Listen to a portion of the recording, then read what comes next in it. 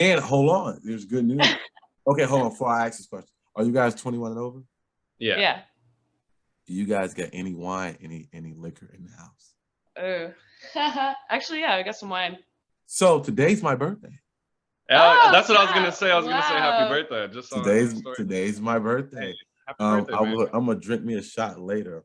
But if you guys want to celebrate and drink, we could take a shot with you too. Yeah. Should we get a little pull-up going? I'll just bring it so it's ready. Yeah. You know what? I'm gonna get me a pull-up too, and I don't even like this. Let's do it. That'll be cool.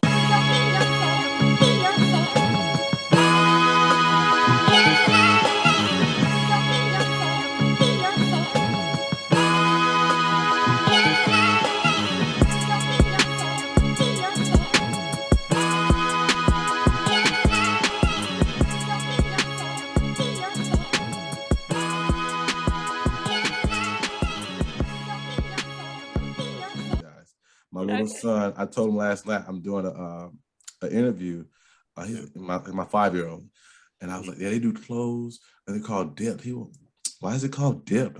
And I was like, because freshly dipped, because they want you to be dipped into what you want to do. They want you to fully dive in, as you said.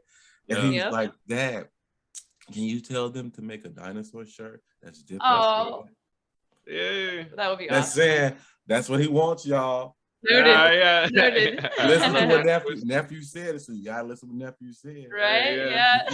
You see, he walked in and put his eyes on y'all. Yeah. He's like, okay, if I see y'all in these streets and my shirt ain't there, dinosaur dipped in chocolate. Ooh, something. Come on, it's like a free game, right here. Hey, so I'm gonna start off. All right, so welcome back to the podcast, Chicago 45. This is the ones. I am always the gracious host, DeRay. Hey, we got some nice people on here. They're not dripped, they are dipped. Exactly. Ooh, I just thought about that in my head. These guys got this cool clothing line. I came across it with the shirt that this young man have on.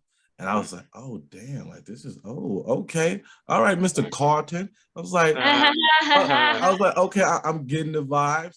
Would you guys please introduce yourselves to the Chicago 45ers fan? Exactly. Well, DeRay, thanks for having us on. It's like a pleasure to be here talking with you. My name's Quintin. I'm Cevana.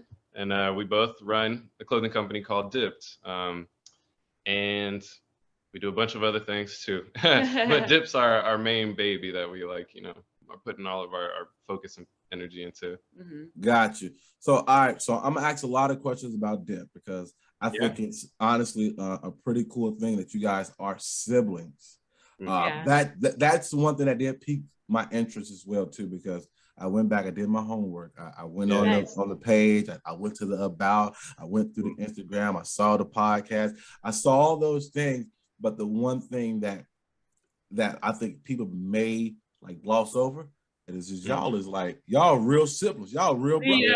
Yeah. You can say real siblings. Yeah, it's pretty interesting. I feel like that's something that we probably can figure out how to share more, because I do think that people feel just more comfortable with, it's it's a family business. Exactly. So it's easy to want to support that or just see where it goes. But and most people I think are really interested to find out, especially after we catch up with people or we'll meet people in person, they'll be like, oh, how big is the team, or how many people are working, assuming most people believe that it's we got at least 5 people working with us on this core team, but literally it's just me and Sev pumping out everything, all the content, the designs, the work, the clothing.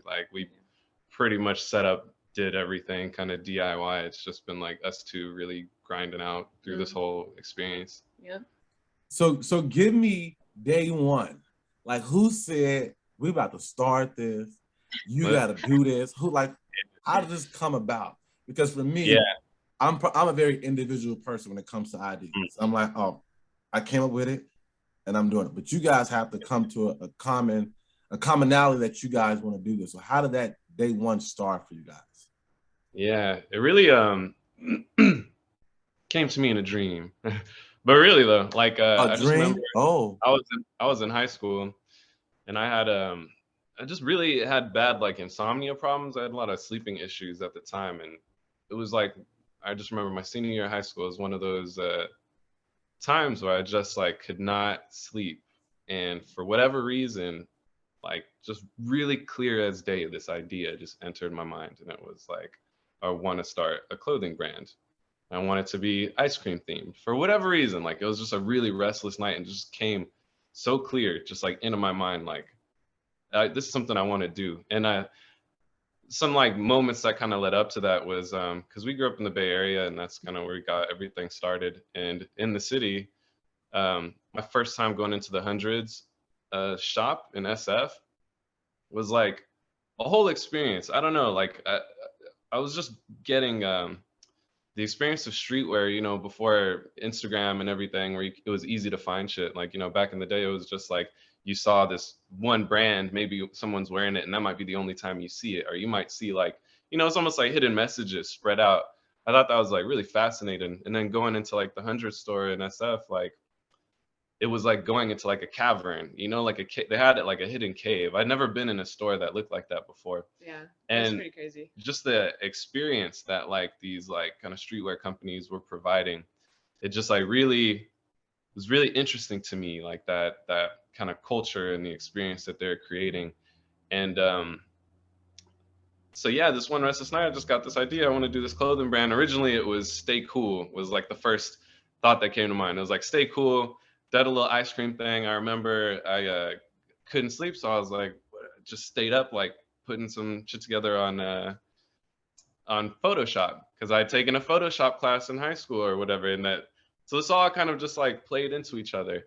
And I remember like going to school, showing a couple of friends. People were just kind of like not really taking it seriously when I was showing my friends it. Like I had one friend, shout out my homie Nick, but Nick was just like, "Oh, dude, like maybe," because he talks like that. He was like, "Oh, like maybe change the font. Like maybe you should just change the font." And I was like, he was the first and only person to like give me feedback on it, because the next day I brought this to school and was talking with people, and I was just like, okay, someone kind of confirmed this idea. And I was talking with Seb about it, like about my idea, and I was already in SoCal for school for college, so we weren't, you know, in the same space really at that time. But yeah, he was telling me about it. And she was like, "Hey, maybe I was thinking about like what you said. Maybe we could call it like freshly dipped."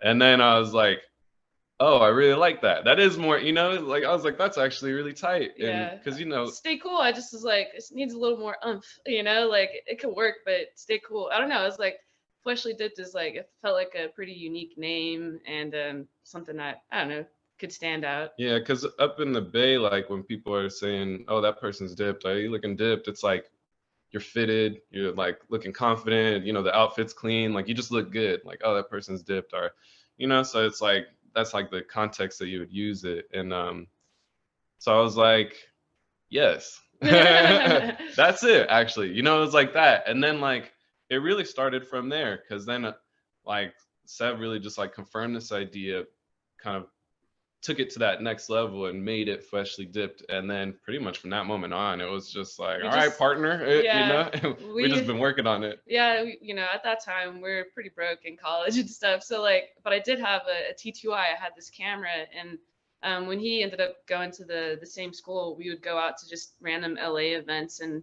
I would bring my camera and like film artists, and I started getting like connected with different artists, like local artists around LA, just showing up and just, you know, recording these events and then creating little contents and or little videos and tagging the artists. And then I started getting invited more to like be more involved with bigger projects. But every time we created a video, we would put our logo, the Freshly Dipped logo, on it, and just to brand it in some way. So we were just trying to get any type of exposure pretty much. And we're like, well, we could start with the branding now. Start with content, since we didn't have, you know, we were super broke college kids. It's not like we came from, you know, single parent household. We didn't come from money, you know, it's not like we didn't have like, so we couldn't make stuff right away. It's like we had this idea, we knew we wanted to do a clothing brand, but we're also really creative. Like she's like a professional videographer, like became one over time. Yeah.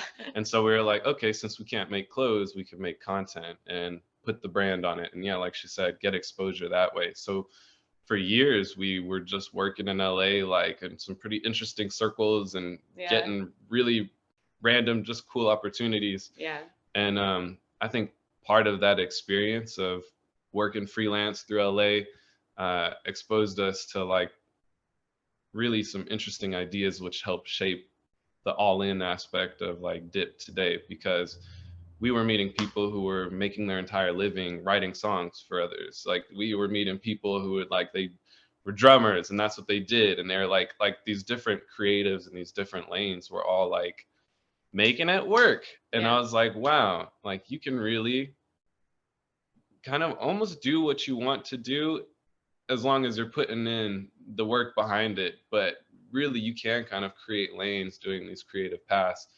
And that became like a huge part of Dipped and like what we wanted to do with the brand, which is kind of to encourage that, you know, creativity, that creative entrepreneurship, and encourage people to be all in on their passion. Because if you take that seriously and you stay dipped in it, you can take yourself places, you can go places, and you can also just gain a lot of confidence through life. And so we were making content for like just a hot minute, working with these different artists and stuff. And finally we got to a point where we could like make our first products. Yeah. We made like our first thing ever was like this snapback hat, and we went to like found some like random embroidery, you know, and just the whole experience was funny. But you know, we didn't have like I'm sorry to cut you off. I like the way you guys use Dip so loosely and so like it's not even like you guys are not struggling to put it in a sentence. It's like it's lifestyle now for you guys. Oh, for sure. I'm trying to find ways, and I'm like, okay, dip. Okay, I dip my food in this. You know? But you guys are embodying that word as a lifestyle. And you, young lady, the fact that you gave him that thought, freshly dipped, is so strong, because we are attached to names of things, and if it don't pop to you instantaneously, we ain't fucking with it. Nike sounds so cool. The shoes can be trash. But Nike just sounds, oh wow, that sounds really good. That sounds good. Balenciaga, even though it's somebody's last name, but it sounds so good. And then like the fact that you guys have that lifestyle and you guys have that, it's almost like a mantra right now. You know what I mean? Freshly, like he said, staying dipped in it. That's pretty cool, because the clothes and the content is okay and it's really good. But the fact that the name has a bigger message and a bigger meaning, and it can be used to kind of, you know, drive the vehicle pretty much. Yeah, and I love that you said that, because that's like something that we always pay attention to. I think that like words are important, especially like when it comes to brand names, or, you know, there's a lot of like companies that have some funky names that don't even make sense. But I just think that like certain words hit, you know, certain words resonate or connect, or, you know, like even how they're delivered or how they sound or how it's used in things. I think that there's a lot of power behind it. So I like that you said that. You too pay attention, you know. I like that. Come on, man. I try to do my job as best as I can. But no, I did watch that you guys did some freelance work early on as far as content and that stuff. What made you guys say, you know what, even though I know you guys are broke, but what made you guys say, you know what, let's jump in this lane before we jump into any other thing first? Because that's a strategic, like, good move to do, because you guys could have, you know, prolonged and procrastinated and say, you know what, let's wait till we get our money up, buy a couple shirts, and we're just gonna throw it out. But you guys took some time. How long was that time before you put out your first piece of work? It's like 3 to 4 years pretty much, because we were like trying to figure out, mind you, you know, we didn't have like, we're not business majors. She actually ended up becoming a business minor. But like that's kind of like around the time that we started creating like the real business plan and taking the steps to get the product made. I think coming into it, we were just like, okay, there was up in the Bay Area, maybe you can tell them about Creation in the Bay, and kind of like, because there's like this editor, this video editor kind of personality up in the Bay Area. Her name was Creation, and like she ended up coming out with this single like years after the fact, and it was that Gucci Gucci. It was like Gucci Gucci da da da da da. I can't even remember exactly. You said Creation? Creation with the K. Creation. Did her song go big? She had a huge single. It was called Gucci Gucci. Like around what, 2012 or something? Yeah. Or 10. I don't know. How would you spell her name? Cray. Kreay. Sean, SHAWN. Oh, okay, all right, okay. I'm trying to see where you're going with the story that with the video, like why. This is what kind of led us into the video because basically before she dropped this single and like kind of became a dud, she made just tight, real Bay content, like just editing and creating really interesting stuff. Document her experiences going out with her friends and little adventures around the Bay. And I remember seeing her videos like on MySpace. This is how old this is.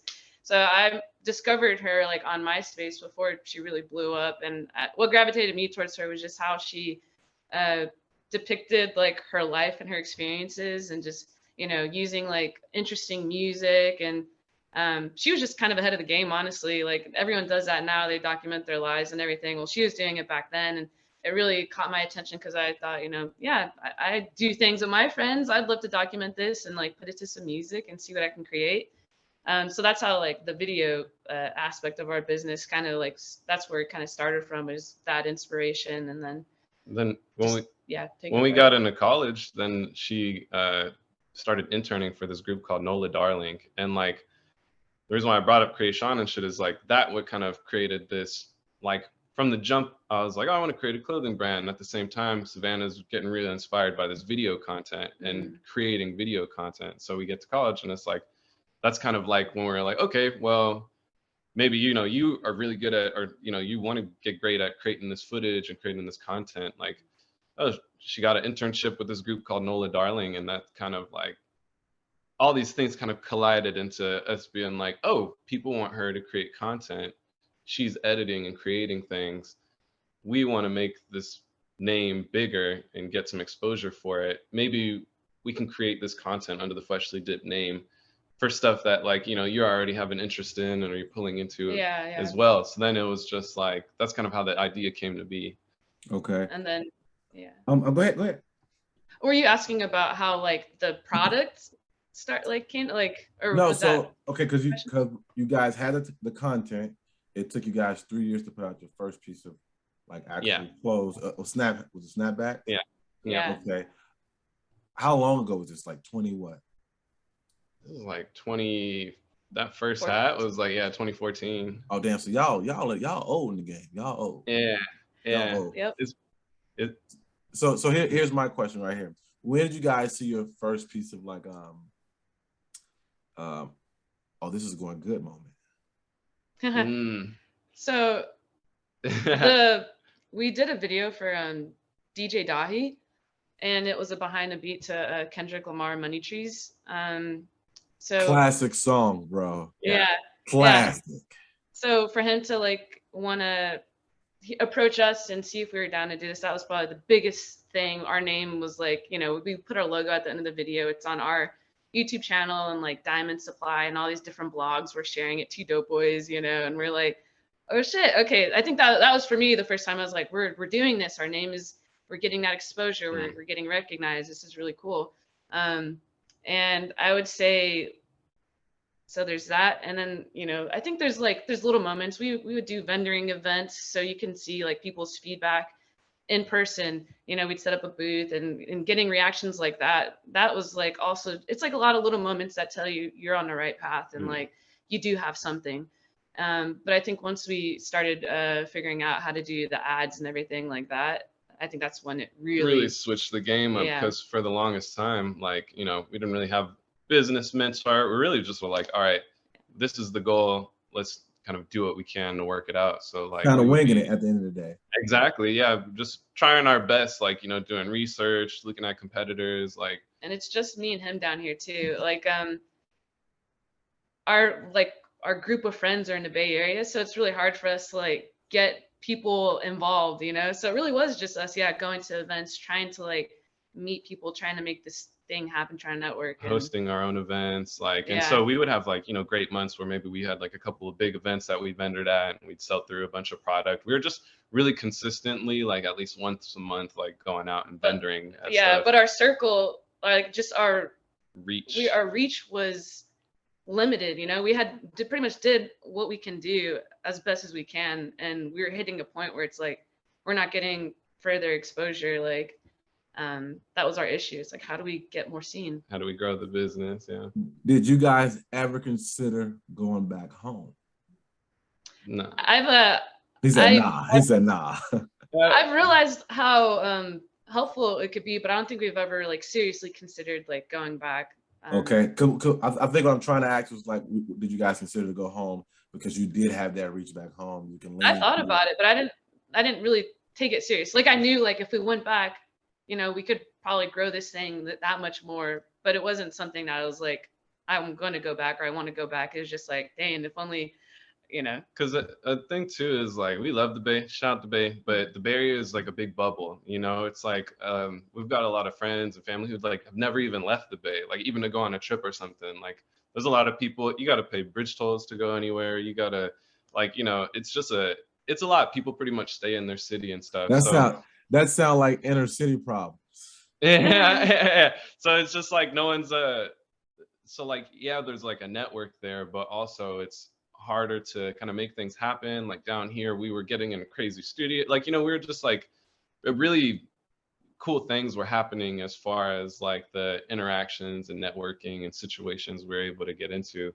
And even the events to vendor at, there's like just tons of things to do. So even though we had like a bigger network in the Bay and probably could have like made some moves there, it was almost just like felt like it was more right to kind of stay in like the Southern California, like Los Angeles regions, because like what was calling to us was like out here, you know. It's like, okay, we would definitely like run numbers up because we got like, you know, a bigger network up there, but down here it's like there's more opportunity or more spread to kind of get into things. More like quantity over quality, or quality over quantity, pretty much. Yeah. So I come from a house of siblings of 9 of us, right? And the sibling dynamic is very, very, very, very important to me as far as our relationships and how we get old. I may see this one brother, he don't do shit for about 2 months. I get on his ass, or the same way, vice versa, or my sister the same way. But it grows the family. Now, sometimes it don't go well for some, you know, siblings. I'm going to assume that this partnership with you guys have made you guys almost like best friends. At the end of the day, like how is that dynamic of like working side by side with one another?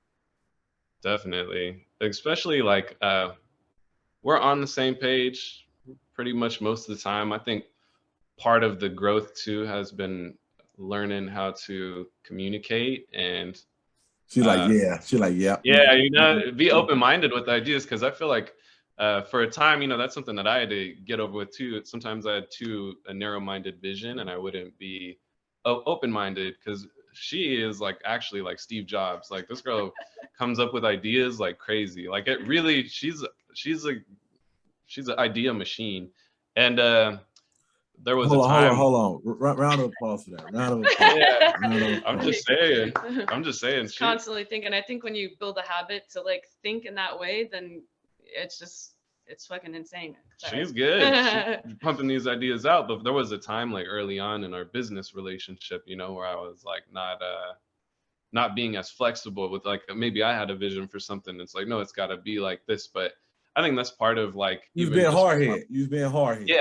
Yeah, you know, to an extent. And I think part of it is just learning in my separate work career, learning how to like, I don't know, I had a good mentor kind of like helped me with like, you know, being more productive as like a partner, because, you know, we're siblings. We also just best friends from like just going through all this life situation. But on the work end of things too, like we still had to kind of develop that like work communication and balance. And, you know, this still was like a work in progress, but definitely made us like, you know, we boys now. Yeah, and just understanding, how to communicate better with each other and be patient. And, you know, I think it's easy to like get locked in on like a certain way of communicating, but it's not always the best way. So just learning different ways to like express, you know, what you're trying to get across. My next question is this, right? Because I'm on you guys' website right now, right? First off, guys, the website is super, super clean. Yeah, thank you. I really appreciate that. Like super, super clean. Like all the stuff is really, really nice.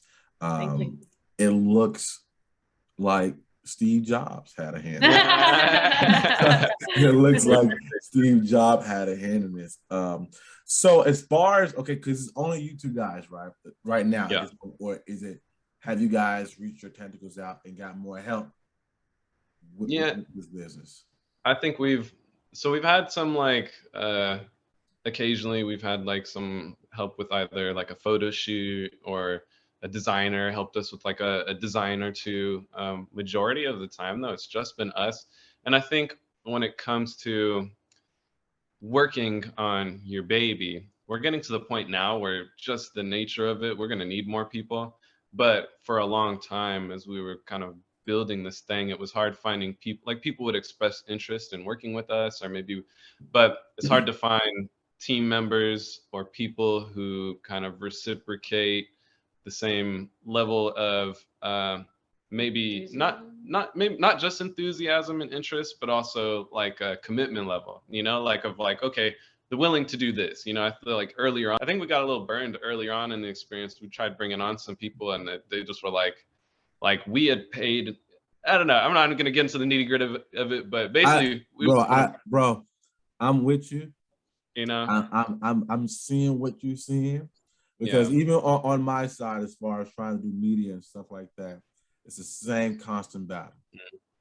Thank you. Oh, hold on. We got drinks, guys. Yeah, that's how you cheers. Happy birthday. It's my birthday today, guys. I'm dipped. I am dipped. Yay. Dipped in the 30s. Dipped in the 30s. Let's go.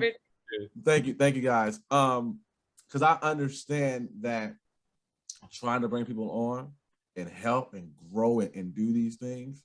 I'm gonna be honest. Everybody ain't as passionate as you are. Yep. That's just the hard, honest truth. Everybody don't want it. Everybody don't see the fucking vision.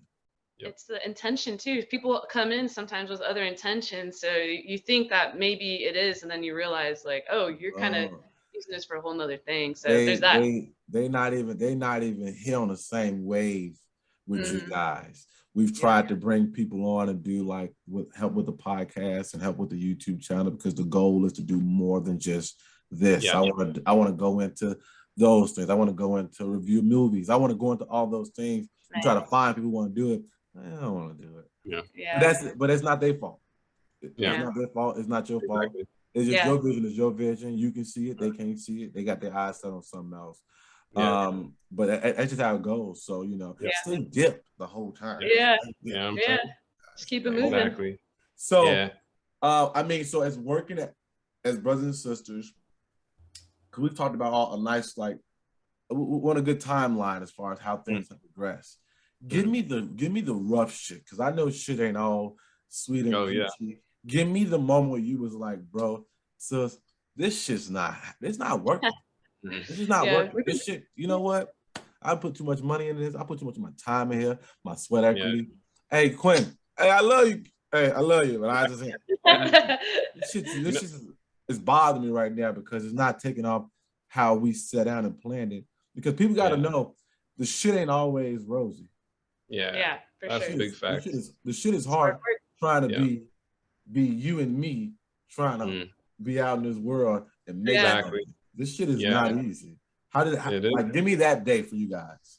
So I do think us being siblings does help with that. Like if he was just a random friend, maybe that wouldn't have, because we've been doing this for a minute. But I do think the sibling aspect, it does help. Like we're family at the end of the day, so we're gonna push through things. We're gonna find a way to like make it work. But there's definitely been ups and downs with the business. The times where doubt can come in, like it's just life. Like other things in life happen and can kind of take you off course sometimes. But I don't know if we ever hit a full stop point moment where it was just like, I don't think we can do this. I think more like it'll get to, there's been points or times in our life more previously, I think we're at the age and at a time now where we're way more focused and just able to, even through the rough shit, just kind of power through.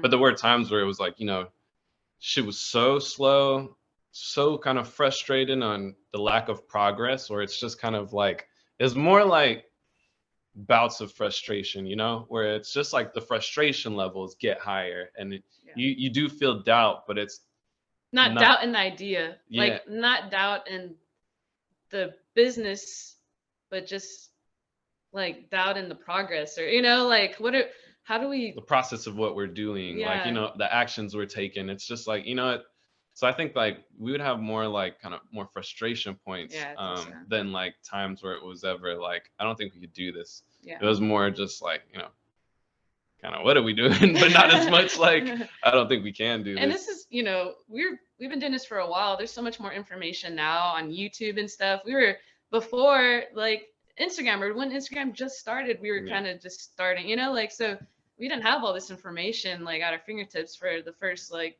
you know, what, 6 or 7 years. I would say for anybody listening who wants to start a t-shirt brand, check out tshirtforums.com. I went to a little talk thing. The owner of Johnny Cupcakes, his clothing brand, he came out to the school I was going to and was talking, and that was like a website that he told about at the end. Like he was just talking about how he started it and shit, and was just like, hey, check out T-shirt Forums, is a good resource. And I was up on that, but that's what got Dip started, is just digging through like DIY research, learning how to do everything, taxes, build it. So yeah, I don't know, but to like answer your original question, I think that there's been hella difficult times where like I can give you one in particular, and this was just a vendoring event. Like we had been vendoring at a bunch of stuff, and then there was Blade and Cup. Yep. Yeah, that's funny. So there's this thing called the Blade and Cup, and we did it up in where was it? It was like North LA, like it was in the valley. In the valley. Yeah, super hot. I don't know if it was a Blading Cup event, but it was a blader type of event. I don't know if it was specifically that brand. Yeah, so we paid like whatever the vendor fee to get out there. You know, we packed up all our shit. We used to not be as like organized as we are now. So, you know, we'd be preparing like up till like you know 1 or 2 in the morning the night before. That's on us. But like, you know, we'd be preparing last minute. It would just be long days. And so we'd pack up, you know, drove coming from the OC at the time. We drove like you know, hour, half, 2 hours to get there. We get there. We were told, degrees. Yeah, it was like 110 degrees. We were told that like there's gonna be a lot of foot traffic. How they set it up is like the vendors were like way in the back. No one was coming through there. It was pretty much just like 9 hours of like hot hell. And we were just like, man, we spent like $100 just to get the booth. And then we were in there and like we sold like one shirt, and like that whole like it got so bad to the point where we were just like, man, fuck, we just want to go. And we did meet some bladers who were like pretty cool. So there's, you know, always try and look at like the silver lining. Yeah. One of the bladers we talked to actually kind of had one conversation from there, almost help clarify what we wanted to do as far as branding, as far as like the all-in part of it. Just one conversation from there. So that's why I was like trying not to be too salty about it, because I think like even in those kind of rough, shitty situations, you can get something out of it, or you can still pull. You know, it's all I guess perspective. Attitude determines your latitude. But that show was rough. I just remember us just being like, because we're trying so many things to try and get any type of exposure, and it was just a lot of effort that wasn't always the best, you know, results for it. So there's a lot of question. Are you guys? Oh no, did you guys turn into salesmen? Well, I actually became a salesman for another company for a little bit. That really helped. But like at the time, you know, it's just talking to people, like getting them to see and feel the fabric. A lot of times we just got better at how to present the booth. So like we would display, like we noticed people always kind of take a look at these products. We would put those products, you know, up in front, and just a little tricks and shit to kind of get people in. But, you know, we would try our best, you know, hey, what's going on? How you doing? You like shirts? Try and get these people to buy our stuff. Question. So did you guys ever, because, all right, so I coach basketball and I do YouTube, right? And I work at a gym, I manage a gym. So everything that I do in my life, if I want to do it, I'm going to go look it up and I'm going to research it. I'm going to be like, you know, I want to model whatever I'm doing after this particular person. Who did you guys model your business like around? Like, did you pick a couple like different streetwear brands and say, you know what, I like what they're doing, I want to take this, I want to plug this? There's a couple guys that I genuinely like. God is dope. Sherrod, he just bless his soul, because the the journey he has taken it, and like how he showed it, how he's shown it as well. I believe it's Word and Vision. Yeah. I love those guys as well too. Who did you guys look at and say, you know what, let's take a little bit from these guys or women? I would say, like, kind of before we had even really gotten started with things, I'd say one of the biggest ones is Johnny Cupcakes, I would say, because I remember it was a senior skip day or whatever at my high school. So me and a couple homies. Did you skip? Yeah, definitely. So we went to skip. I ain't gonna lie. I didn't even skip mine. I just stayed there. We were skipping anyway, so it's like. Yeah, it didn't matter. But Johnny Cupcakes was doing, because all right, he was probably like my first online purchase or whatever, because I was like, oh, this seems fun. Or my mom got me something from him, and the packaging it came in, so it's like part of this experience, right? Like the packaging, it came in like a pastry box, like a baked good box, and then you open it up and it had like some retro playing cards in there. It had a pen. It had like a branded like mint. It just had like even tissue wrapper, like what you would put like on around pastries or gifts, and it was like custom tissue, like the whole shit. I was like, this is fucking tight. Like this whole thing was tight. And so when I found out he was doing because he started out of the back of his suitcase, like because he was selling merch for like a band, and so he just started printing his shirts and selling stuff out of his car too, and that's how he made the transition.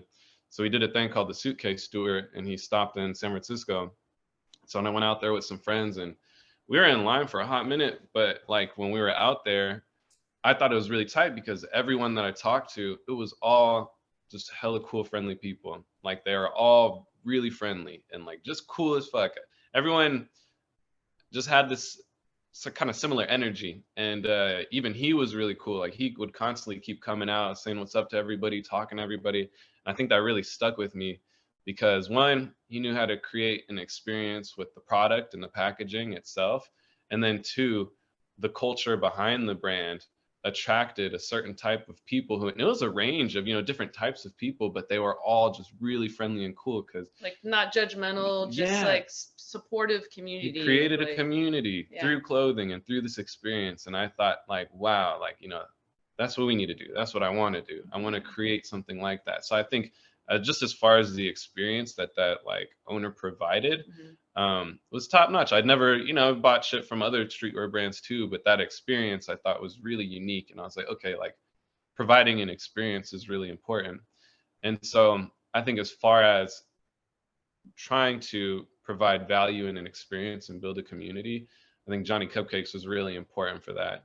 I think as far as like stylistically and branding, I think, like the Hundreds, Fresh Jive was like a brand that was like big in LA, like freaking Undefeated. There's just like some big brands that like are just like they know how to present in a very like this cool kind of classic streetwear style, which I like. So we wanted to combine both, like combine like this cool factor of the streetwear also with like this kind of like really friendly, open community that also provides this unique experience and kind of bringing both of them together. So that was like what our goal was. I feel like the Johnny Cupcake experience was so different too. I went to like a warehouse sale from the Hundreds, and it was just not a good experience. Like I just remember feeling like people were just trying, it felt like they're trying so hard to be cool, to appear cool, instead of, like just looking around, and the type of service that we got at that, for that particular event just wasn't so good. But I've been in other, shops, Fairfax, and it's just like it just wasn't so welcoming. And I was like, is it really that hard to like just welcome someone in, or like to just treat people right, like as people? And so for us, because you coming in my lane. No, but we're just a regular customer at that point. We're not nobody, so like. Okay, got you. Yeah. I'm just a regular person shopping around, and at that time, I think it was worse. I think everyone's a lot more like friendly and customer service oriented. For a minute. But those early like streetwear days, like. All those streetwear employees, they're just dickheads, and like we were pulling up to like that warehouse sale, we came in, they're just like, good luck, everyone was just being like unnecessarily just a dick for no reason. It's like, okay, that's cool, you work at the hundreds, but like, relax, buddy, you're still just a regular ass dude. And so that kind of culture is also something that we wanted to like avoid and not, you know, kind of push against or be against that. Like, you can be cool without being like fake cool or being a, you know, bitch about it. Excuse me, French. I'm about to throw a curveball question at you. Yeah. All right. You can take a moment to think about this question. All right. Okay. Yeah. How does the current landscape of the world affect how you guys design clothes and put it out there for the people? Because right now we live in a world where if you're not including everybody, you're a dickhead. How are you guys planning on to incorporate all those things in the world, whether it's being Black, whether it's, you know, being transgender, where is it, you know, with all the political things that's going on? How are you guys in your clothes going to either impact the culture? Are you guys going to stay away from the culture? Like, as far as those things, how are you guys going to blend yourselves in this particular landscape that we're in? You know what I think is funny is I feel like we have always been inclusive and have always like viewed things in this way and wanted to create products in this way and had this vision for how we wanted to present the brand and have all these different colors and people and just it be real, you know? We've had that vision for years, so it's almost like the culture's catching up to where our minds have already been at. It's just it's not, I feel like it was always natural for us. It's not something that we like tried to like force. Like some companies, it seems like they're doing it because they have to do it. Yeah. And we always want everything to just feel like natural and come through naturally. I think that there's ways that companies can do that, I guess, like show they're inclusive by having a diverse just marketing and stuff like that. There's like, you could do that. I think there's like a lot of ways to look at that too, even just with like sustainability and just like just the environment and, you know, what we could do for the world. So like the direction that we're going, we are pivoting and just being more aware of like how to run this business better for the people and for the world. So we're all like looking into this stuff and we're figuring it out as we move forward. But I do think that we do live that life. You know, I think that our backgrounds are actually like very diverse in a lot of ways that maybe we're not super public about, but we live it.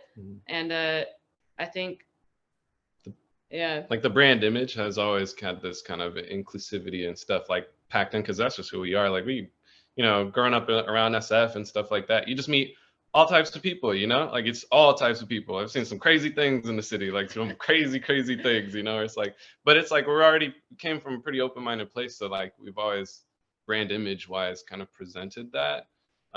But like as she was saying, focusing more on like, you know, sustainability is like a really big thing right now, and like having recycled stuff like that. So that's more of the technical stuff that we're like moving towards. But yeah, I just think as far as like brand image and stuff like that, we've always kind of been just like cool, open-minded people, bringing in our wide range of people from different backgrounds and, you know, gender orientations and preferences and all that stuff, you know. I had to ask that question because that's a hot topic now. Yeah. I would be childish if I didn't ask these questions to see where that fall in you guys' you know, eyesight as far as how you guys are going to, you know, try to be open to all those things. But it's a difficult task to do for a lot of people.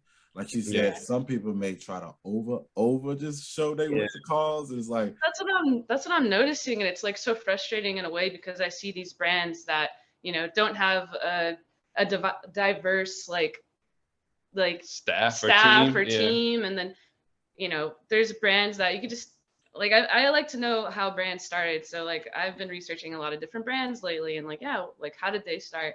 And it's just interesting feeling like you live the life that they're trying to market too.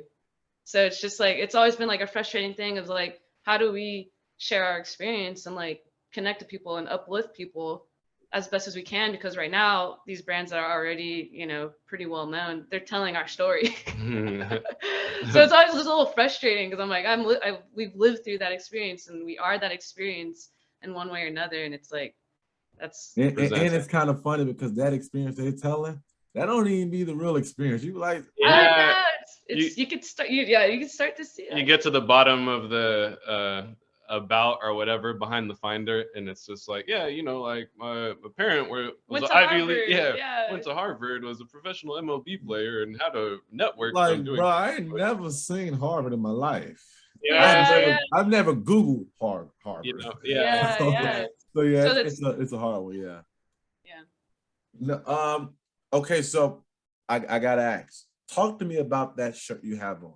Like, how did that shirt come about? Hold on, before we answer that question, do you guys wear dip all day? Most days. Yeah. What do you have on, young lady? Me? I'm wearing our new. Oh, she got new stuff. Embroidered. Oh, look, is that embroidered? Is that embroidered?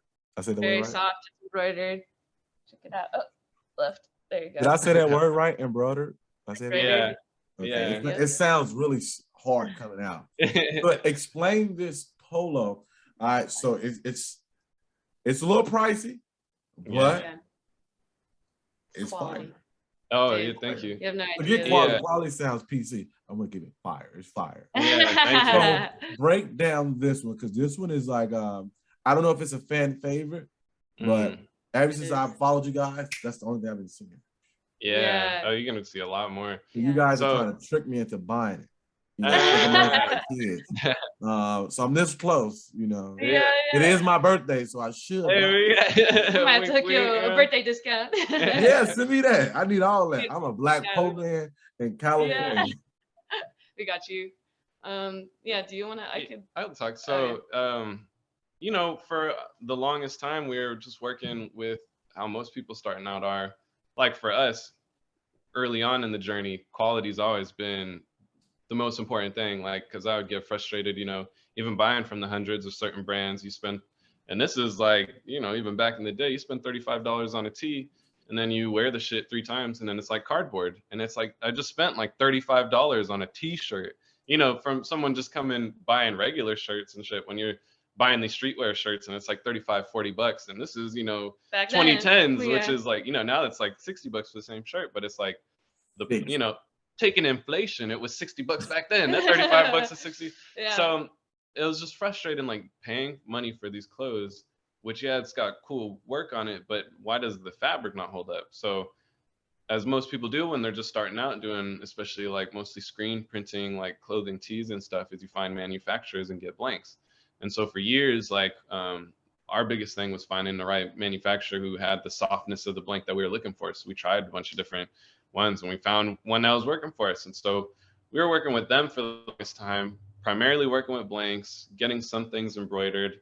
And Sev actually came across a manufacturer that like made really cool stuff. And so we reached out to them because we got for anybody kind of just starting out, people say wait to get your business license and stuff like that. But I would say if it's something that you feel pretty confident you want to do, go ahead and get that seller's permit, get that business license, because what that's going to do is it'll give you access to wholesalers and wholesale pricing. And most of the stuff is without tax when you're making blank purchases.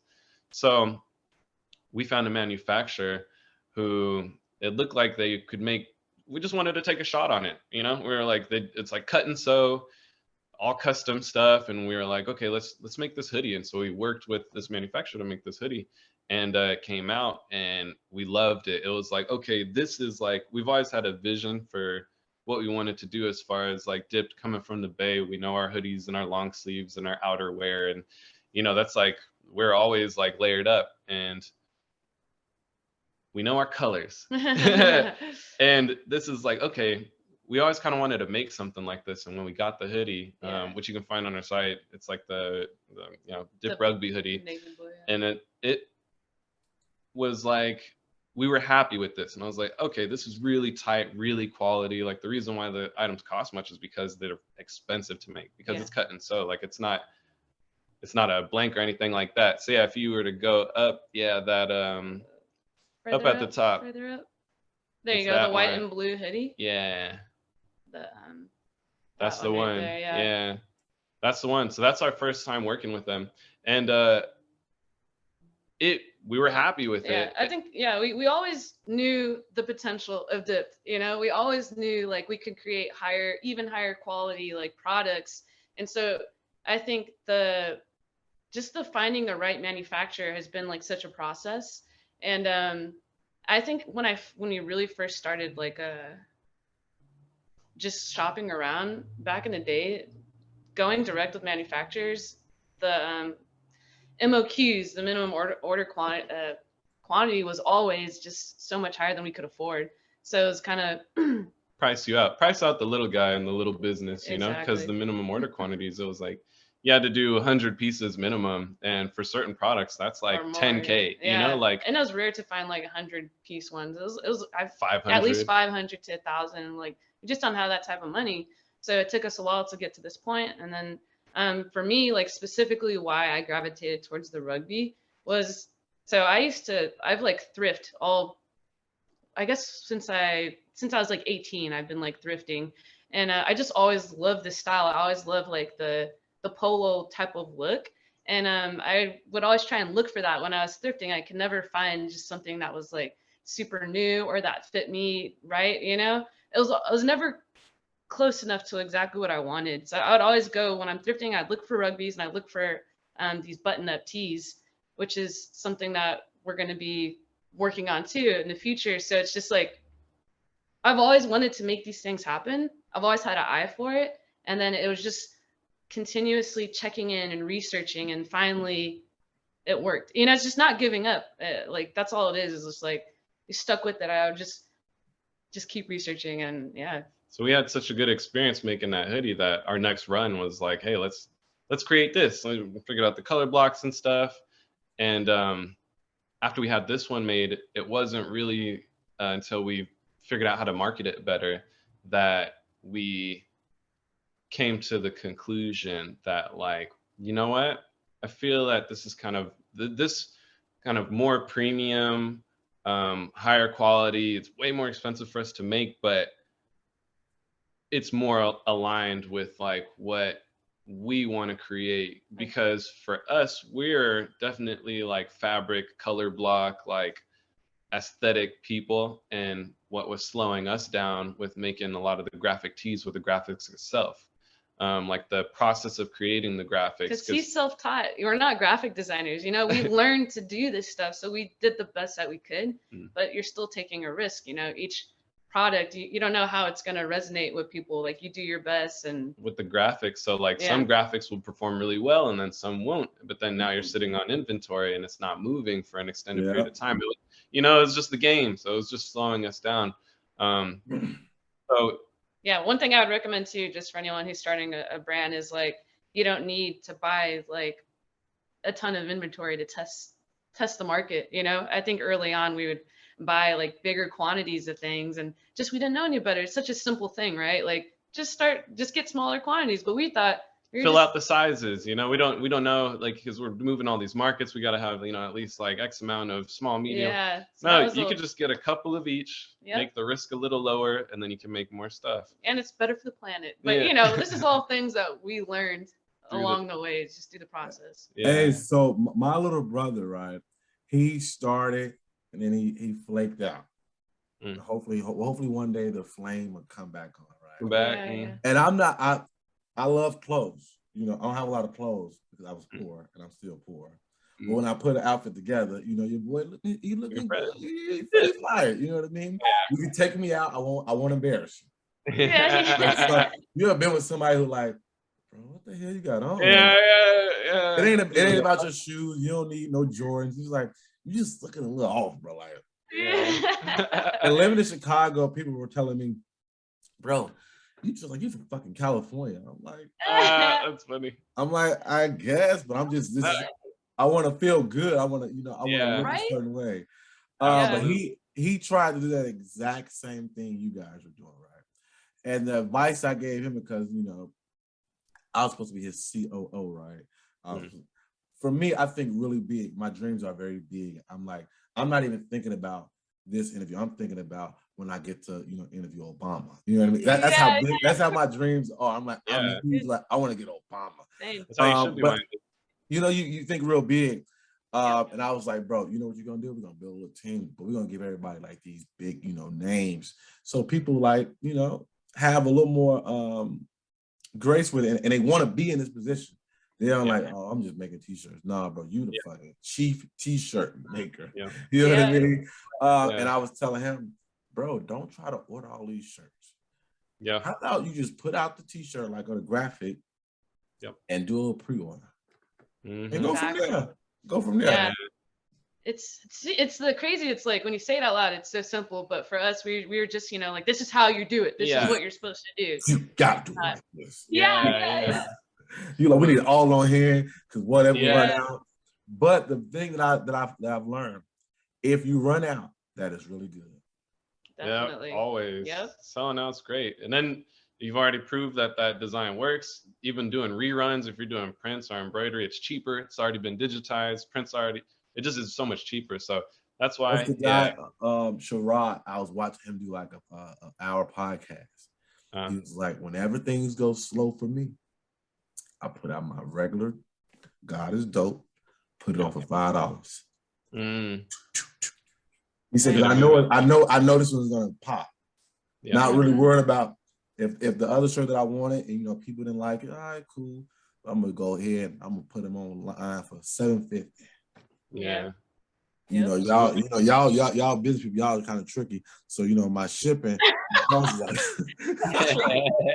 you know already. My shipping gonna cost like $10.25. So you'll get that back in some way, somehow. So it's like, all right, cool. And I was like, it's a good business model. As far as that, because you use street clothing. My brother made a piece, right? He made a shirt, right? And it was so fire. It was fire. He had reflectors on it. It just looked like chaotic. It was chaotic shirt. Yeah. That's cool. This goofball didn't want to sell it. Oh. You're like, come on. You're like, what's up? He said, just for me. I got it. I'm the only one got it. And when I wear it, people like, bro, where you get that from? And I paid $70 for it. Yeah. Because I'm like, you know what? Because we tend to do this with one another. Man, this shit high as hell, bro. Why your shit $90? Q. Yeah. Say it. Why that shit $90? But if it was Gucci, and I don't wear Gucci, it'd be like, oh, this is cool. So I'm like, you know what? I'm not gonna do that to me and mine. So I'm gonna if you put the price at $100, if I got it, I'm buying it. You may or not. I like that y'all got paying 4 interest-free installments. So us layaway folks, we can get on this payment plan and we can knock it out. So I mean, it's good that you guys came up with that thought. Go ahead. Yeah, and I'll just say for this, especially this new the direction we're taking, Dip. There's a reason why it costs a lot. It's gonna last. It's gonna last a long time. It's like it's a lot more resources to create these types of products, and I could say our quality is like as good, if not better, than competitors, which would be like shit. We're up there with like Ralph as far as the quality of these. Like I can say that with confidence. Yeah. Like it's not. It's quality. It's extreme quality. It's not like no BS. Because I'm telling you, this is significant more resources for us to kind of create. Like as we're trying to get these made, we're like, it's a lot, These Bay kids is out here talking tough, y'all. They talking. I'm just saying that's what we're going for. Yeah. I mean, he said we up there. Yeah. You just wait, man. Like we know. Don't worry. I ain't waiting too long. Yeah. I ain't waiting too long. I'm gonna call my baby mother. I'm baby mom. Mama, baby, send me half. And I'll do the other half. We're gonna make it happen. So okay, here we're gonna get some fun stuff. Get me. We're gonna start with you, Sarah. Can I call you Sarah? Yeah. Because I was reading it and he been saying it, and it's a really cool name, Sarah. Thank you. Sarah. Like 7th Streeter, but not like the street part. Yeah. Give me. We're gonna start with you, then we're gonna go to him. I'm gonna make it different. Give me your top 3 street brands. Okay. So street brands. I've been watching or looking at it. I don't even know if I'm gonna say it right. Aimé Leon Dore. That brand's like really, I just love the content that they're creating. It's definitely inspiring me in some way. Other brands that I'm watching, I'm kind of like in a like obsessive research phase right now. So there's like because we are making a shift with the company, so I'm seeing what's out there, seeing like how we can be different from it. So there's like so many like images in my head right now of like different brands that I'm just kind of like seeing what they're about and like what they're doing. But they're not really streetwear. It don't gotta be streetwear. It don't gotta be streetwear. Okay, so like I'm paying attention to like Lacoste, Ralph Lauren. I'm paying attention to there's this brand called Bound. They're based in Europe. I love the way that they look. I love what they're going for, and I just feel like we could do that in our own unique way. And we have a story to tell. We have a strong brand message. I think that we could be Adidas. We could be Nike. Just do it. You know, like dipped all in. Like there's so much that you could just do with this idea of something. Have you watched a YouTube show called Fred Education? I just recently came across it, looking into different fabrics and everything. Yeah. All right, cool. See, yep. look, see, yeah. You thought I. Yeah, just I the watched past, like the Margiela one, Balenciaga, like some cool stories. The Virgil, a blow. Yeah. You know, Virgil's from where I'm from too, guys. I just want to give credit to Chicago, the greatest place on the planet. You see our shirts, but this ain't even out. And I got some writing on the back. Out Chicago. Good. The greatest place on the planet. Yeah.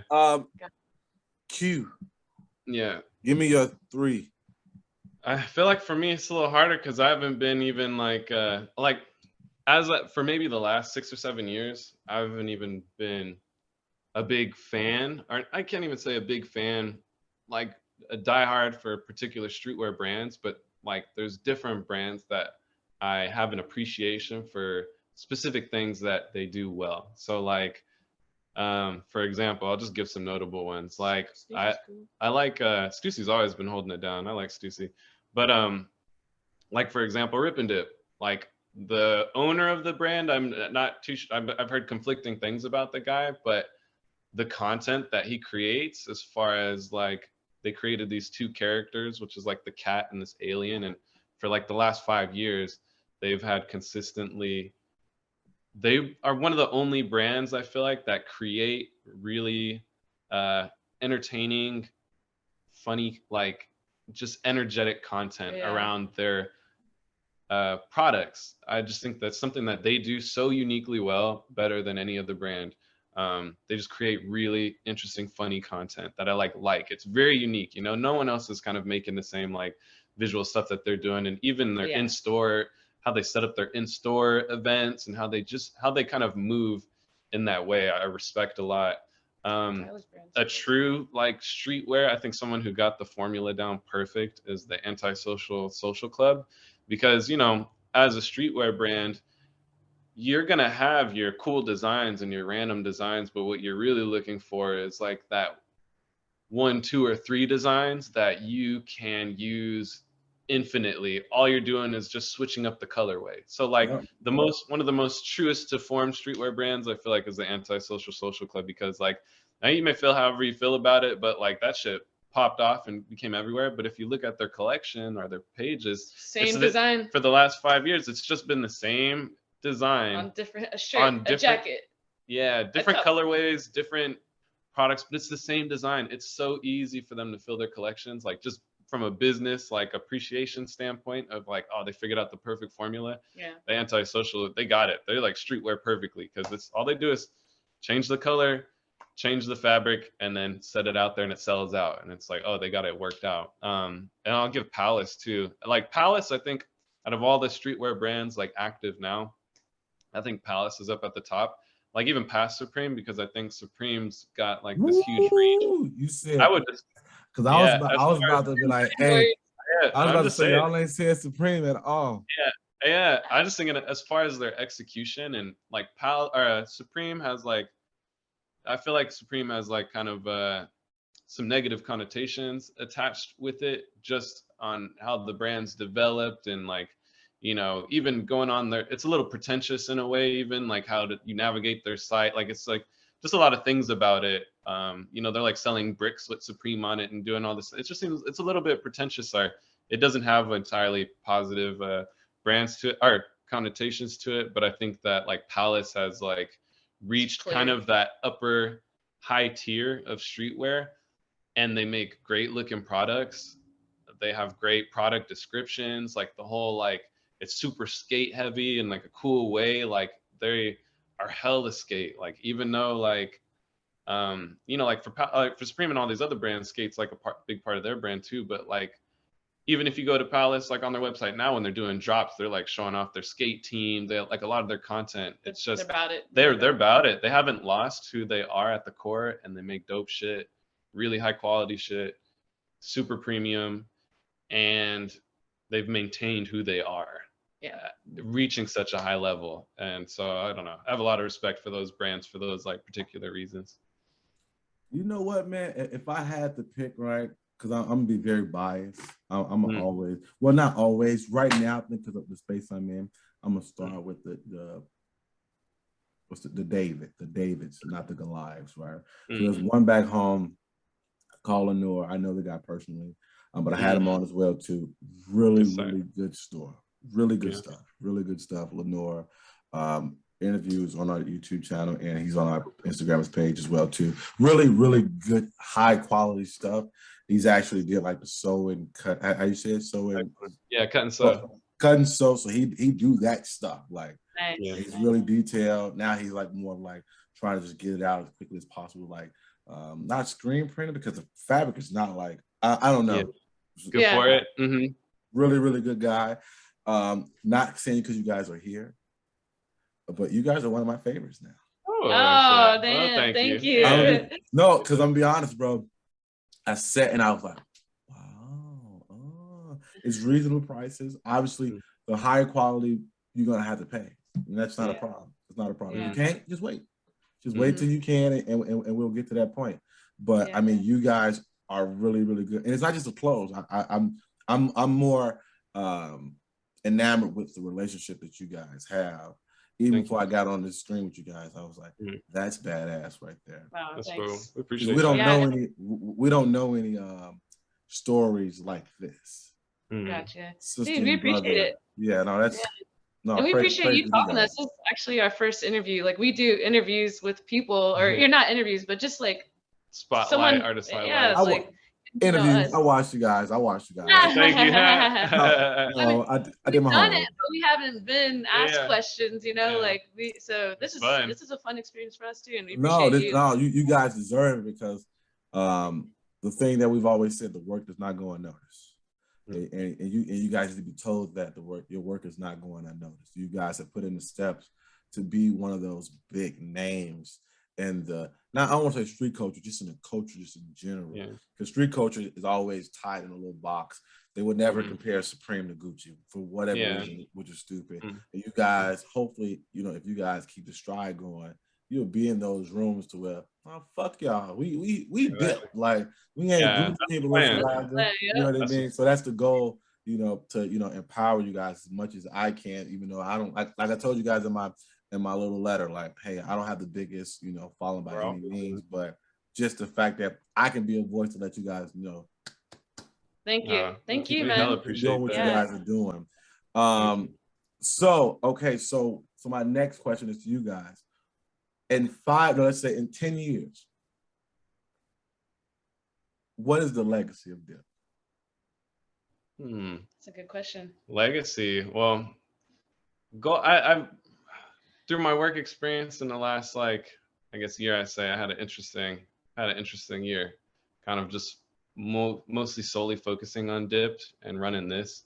I think I want Dipped to be in a position almost like, I remember reading this article one time about like Stussy, about it's like one of like a big global brands, but it's never gotten too big to the point where it stopped becoming cool or it's oversaturated and it's too much. It like found this sweet spot of like being relevant, maintaining like this certain momentum and maintaining this integrity and style.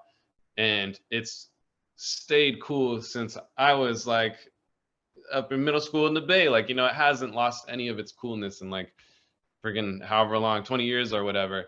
So I think as far as with Dipped, I want to create something that's like self-sustaining and has that fits that same kind of pocket of being like big and relevant to like an excited community that gets a lot of value, not just through like the clothing, but also through what we provide as far as the messaging and the community we're trying to build, and kind of just bringing this energy of like, be all in, you know, stay dip, like just being something positive. So want to build the brand to the successful point where it's like all we do is just dips, and at the same time we have like the ability to kind of put out this message that's positive and resonates with people. And you know, we've been getting great feedback as we've been going along this journey of like, even just from random people in our lives and outside of it, saying like, hey, we love what you guys are doing, or hey, like it's so, you guys are lights, or you know, just saying really impactful stuff. And that like makes us feel like that's like, this is like amazing. That's what we're trying to do. It's just like a reminder that you can do it too. Like, don't give up on, you know, what you want out of life. And I don't know, I just want to, I think a lot of people don't get acknowledged for the things that they do, what they're trying to like go for in their life and achieve. I feel like Dipped in a way, like what, like one of the pieces of the brand is being able to like acknowledge people and what they're doing and like provide like a spotlight too. That's why we do the interviews, and I would love to just like expand on that more too, because I think it's so important. It's really life-changing in some ways sometimes for people, and it's like, why not be like just that positive thing that can impact people's life in a good way, you know? So that's pretty important to me, just seeing the, even just like liking someone's photo. It's a simple stuff even, you know, just like I would I don't know, I can go on and on, but just like having a positive like impact and like letting people know that like, good job. Some people don't hear that. Some people don't hear like a good job or keep going. And I think it's super important. So that for me, that's how I see the brand developing too, in that way. Just how do you provide acknowledgement, because sometimes people just need a little push and like just a little positive, like, hey, I saw that drawing you did, that was tight. And then they fucking draw the next 10, you know, and then they be, you know, sometimes that's not like, even just my friend saying like, oh, like, I cheated my girl at the time, and she like kind of laughed a little bit, and I was like, that's why we didn't stay together. But she kind of laughed at it. She thought it was a joke. Cut that off. You know, because I think as a creative or someone like even in your position too, like we're putting ourselves out there. We're being vulnerable by creating this exposure for ourselves, or anybody who creates something and puts it out. It's very vulnerable. It's a vulnerable place to be. And you're opening up for, you know, whatever may happen after that point. Yeah. So I just think like when people are being vulnerable to get that encouragement can sometimes be life-changing. Yeah. And so that's important for me with the brand too, just the, you know, in that aspect. But yeah, that's okay. I'm gonna throw another curveball question. Right? It is. All right. So as people of color, correct? Mm. All right. All right. I don't want to say what I think. Yeah. I'm gonna say people of color, because just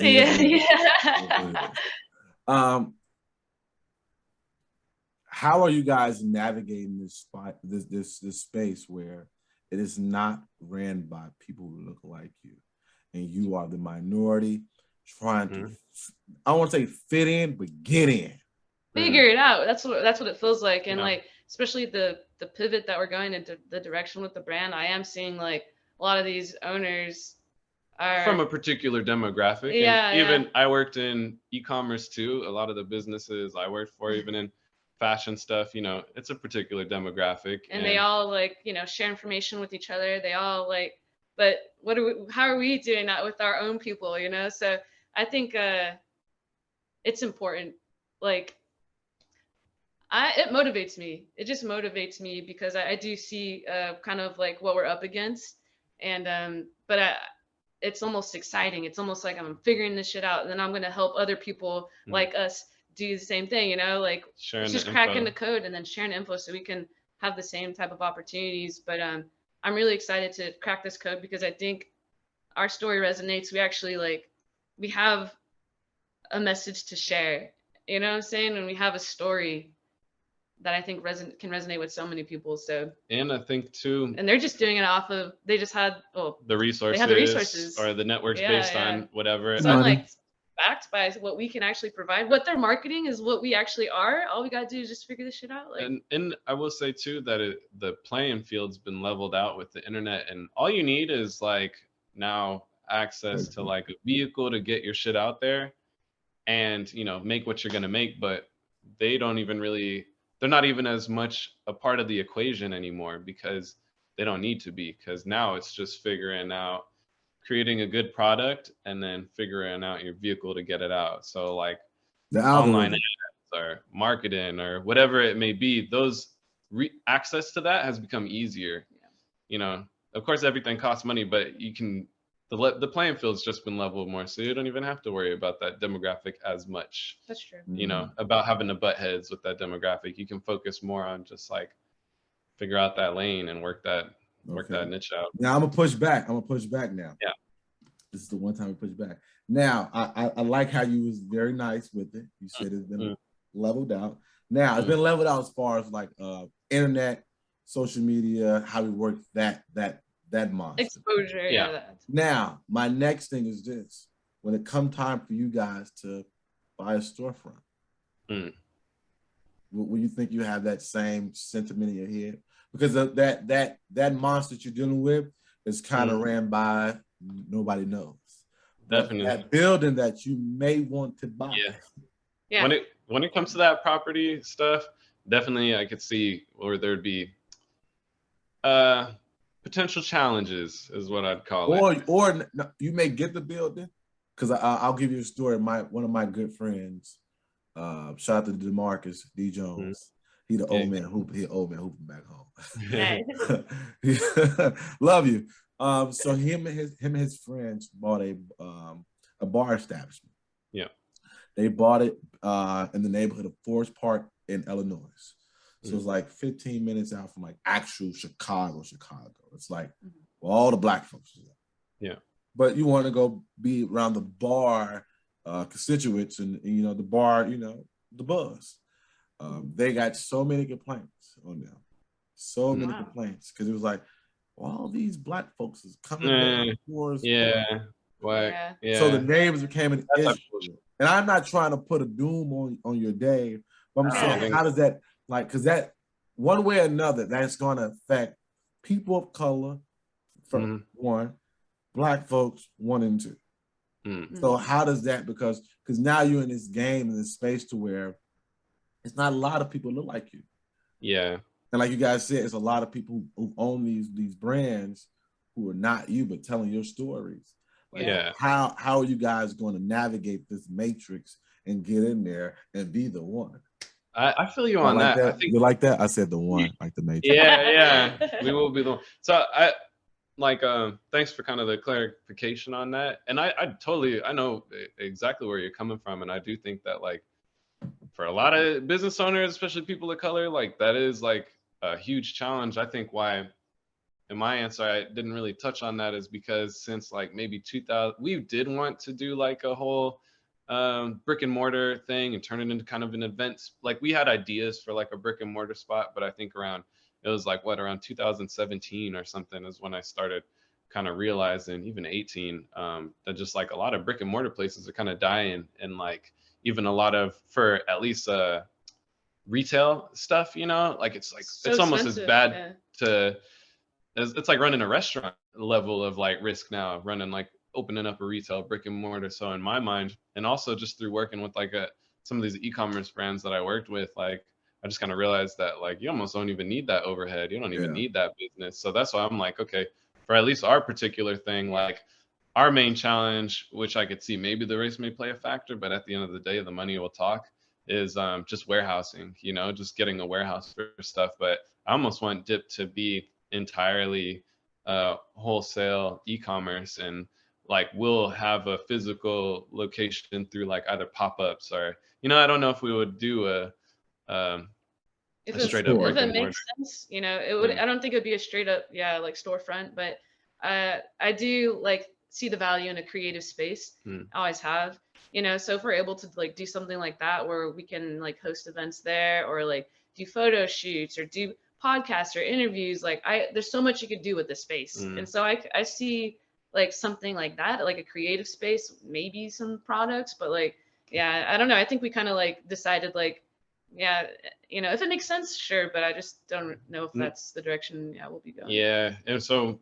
when we kind of come up, at least we've been lucky enough in our journey that where we haven't had to come up against too many of those like kind of roadblocks or dealing with like pushback due to like, you know, the color of our skin. Like even like our local printer who we work with, our embroiderers who we work with, they just happen to be like, work with people who are cool and develop relationships with them, but either they're people of color too, or, you know, even as we've been kind of creating accounts and working with manufacturers, like they're like focusing on the bottom line of like, do you got the money to place this order or not? So then they're not really like pressing back on that. And now, you know, it's crazy. Like we're just in a position too, like, even though there's still a lot of like bullshit going on and a lot of people still have warped perspectives on others and people of color, it's like cool to be Black and it's cool to be a person of color these days. Like, you know, like when we were kids and growing up, I remember seeing like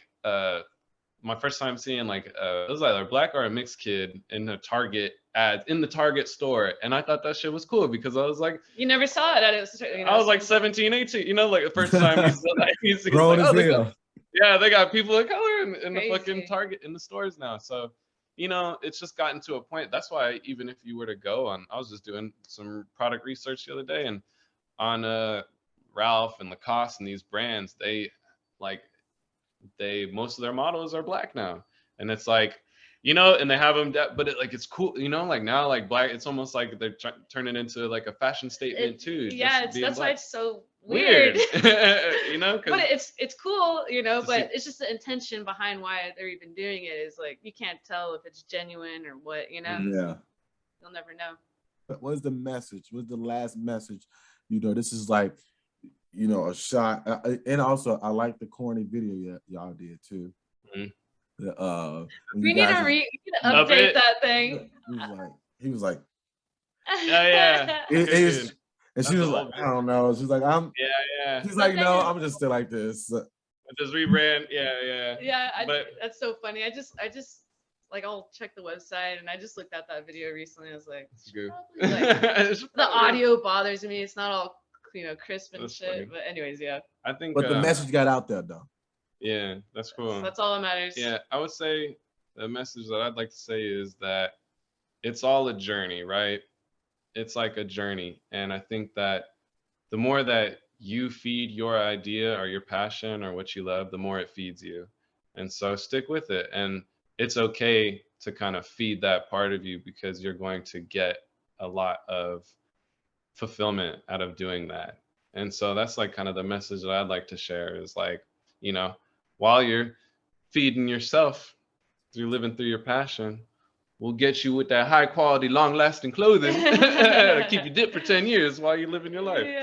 But I just think like, you know, just like it's okay to feed yourself. And because I think when you feed yourself, it's like you're loving yourself. And I think we all need to love ourselves more. So like indirectly, like it's like a reminder that you can do it too. To like feed yourself and to like go for it, be all in with whatever you want to do in life. Because at the end of the day, it's like a way of loving yourself. Like you deserve that for yourself. So go for it. Yeah.